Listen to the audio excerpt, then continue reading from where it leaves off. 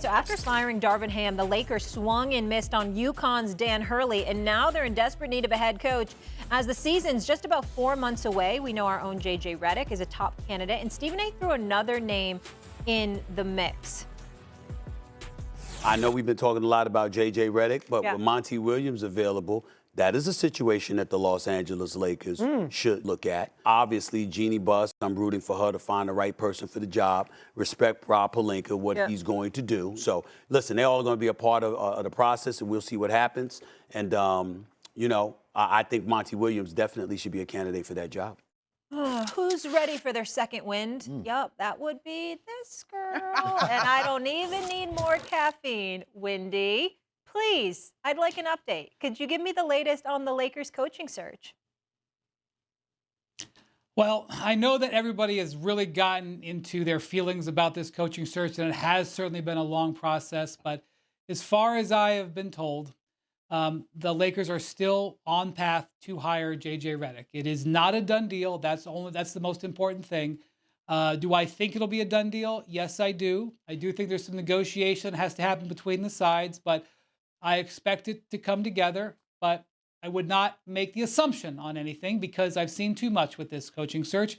As far as I know, as of what I know right now, Monty Williams is not being considered here. And so this is going to be, I guess, JJ Redick, and I would guess relatively soon, but don't get ahead of yourself. Just let it play out. And I know that there is a lot of anxiety about this. As long as the Lakers have a coach in place, it doesn't even really need to be by the draft, although I expect it will be. For Summer League, I think it'll all work out, and it'll all be about the next steps, which the Lakers have a lot of important business this summer. Monica, tell me this. Do you feel like the Lakers and JJ are a good fit? So when this news broke, I might be in the minority here, but my first thought was, ooh, the Lakers could lose their guy. Because to me, the reality and the expectation in Detroit, the opportunity to really mold a group of young men, to really put your fingerprint on the franchise, to have runway, to have reasonable expectations and measurable amounts of progress and growth is in Detroit. Like, and I'm not saying we love JJ. He's our colleague. He could go and rock it out and we could all look crazy on the back end.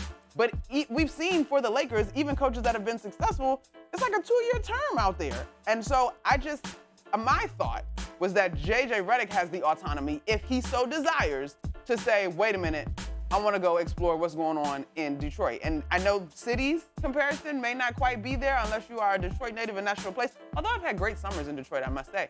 But I think the opportunity to really start with less pressure and even grow as a head coach, because just like players grow, head coaches grow, I think Detroit presents that for JJ. UD, do you feel like JJ and the Lakers are a good fit? I think at this stage of the game, I think it's the best fit for the Lakers right now. I think you've done so much due diligence. Monty just got released yesterday. Yeah. It's kind of hard to bring him in right now and kind of start the process all over again. I really do agree with Monica. I think the opportunity for JJ in Detroit is definitely exciting just because you come in, you can implement your own system, you can be yourself, you can be your best version. You got young guys who are willing to listen and willing to sacrifice a little bit more right now. So I think that's a great situation. And also for Monty right now, man, I mean, he just came off an ass whooping that took a year. And I think that took a lot out of him. I think for Monty, if you get 65 of them things coming to you and you can go sit back and take a year off and get back, these jobs continue to come open. This is a players' league. One of these players, one of these superstars is going to get mad with their coach, and the organization going to get him out of there. And Monty will have another opportunity at some point. He doesn't have to rush into this situation now. I actually think with everything that has been going on at this particular time, the Lakers and JJ Redick, I think that's the best opportunity. That's the best match right now.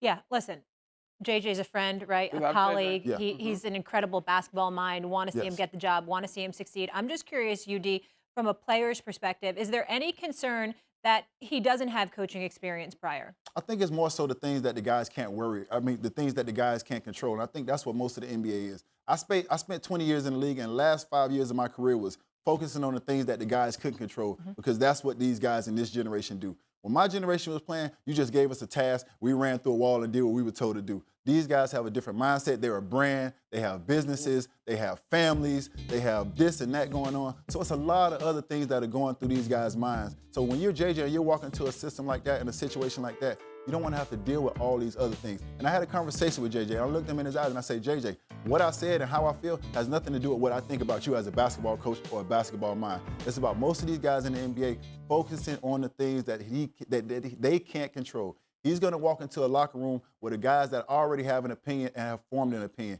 He's going to have to fight that. He's going to have to resist that. He's going to have to make sure it's one band, one sound, one voice being heard every single time. Yeah, I stole it from Drumline. I stole it from Drumline. You got to make sure it's one band, one sound every single time when he speaks. And that's the thing that he's going to have to fight. And most coaches won't have to fight that. And like Monica said, he won't have to fight that battle in Detroit. Wendy?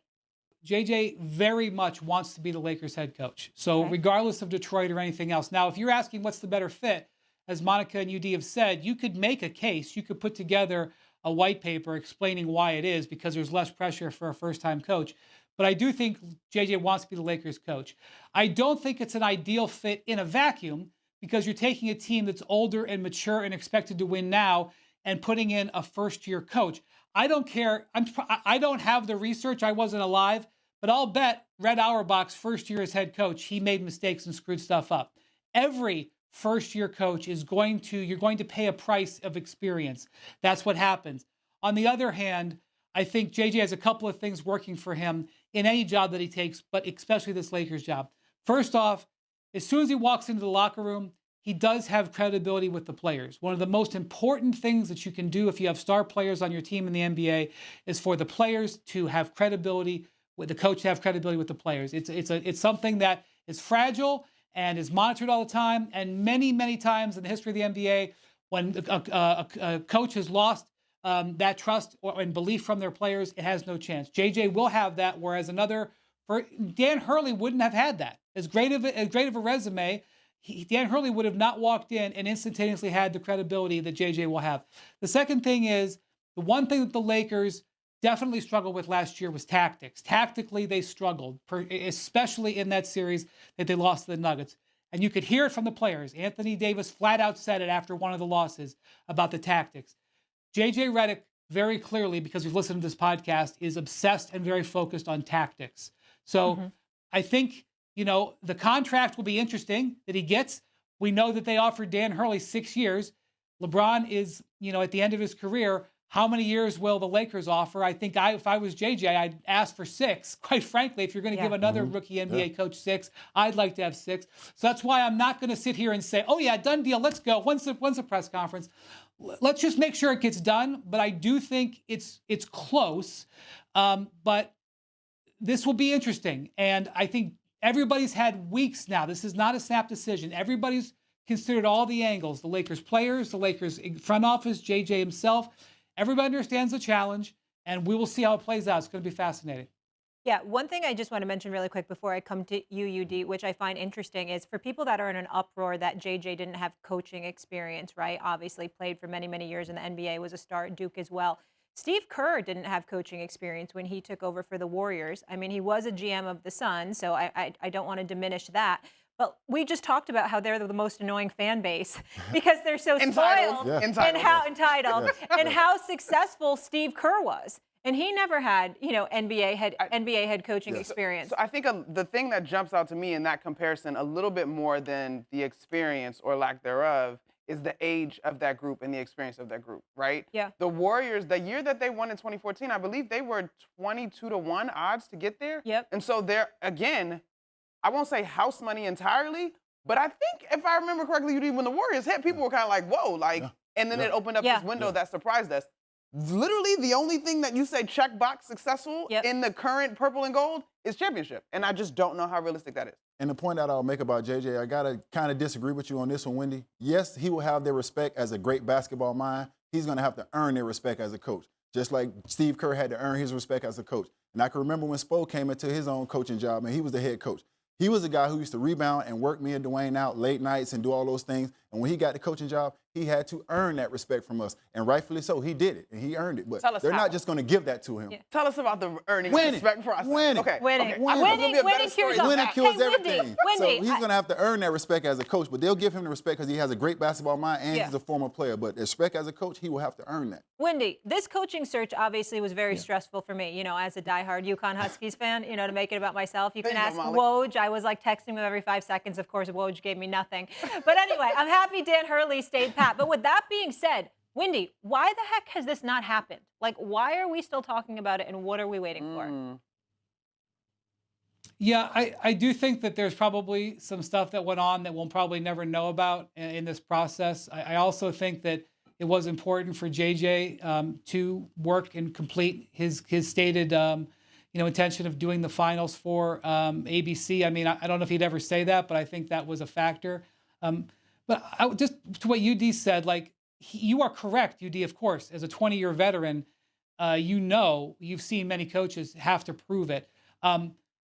Just with LeBron, I would just say, like, I watched LeBron never really give David Blatt a chance. David Blatt never had a chance from day one as his head coach, even though Blatt had a ton of international experience, a very impressive resume, honestly. He never had a chance. Yeah. Ty Lue was a first-time head coach and had instantaneous respect from LeBron. Ty Lue has proven to be an excellent coach. He will be more Ty Lue, JJ, than David Blatt. And, you know, the Lakers could have made a hire of a different person, you know, not anybody in particular, but they could have hired somebody that would have had a challenge, you know, being more T. Lue than David Blatt when it comes to LeBron on day one.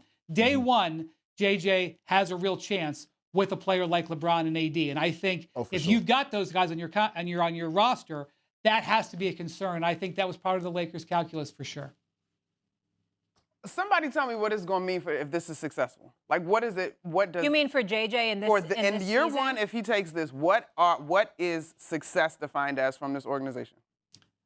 I think they make the playoffs. I think if you make the playoffs, I think that's successful. Now, with that being said, it's not going to be easy in the West. You got to deal with Denver again. You got to deal with Minnesota again. You got to deal with all these teams again. I don't know if you can hold that against JJ because Denver just won the championship a year ago. Minnesota is getting better, so I don't know if you can hold that against JJ his first year. But, yeah, he's got to get the Lakers in the playoffs. Okay. For sure. All right. All right. I think that's fair. I think it's fair. Okay, sure. It sounds reasonable, but we'll see how this goes. Yeah. Yeah, but with LeBron and AD, the playoffs, I feel like that's like baseline. But anyway, go ahead. Sorry. Yeah.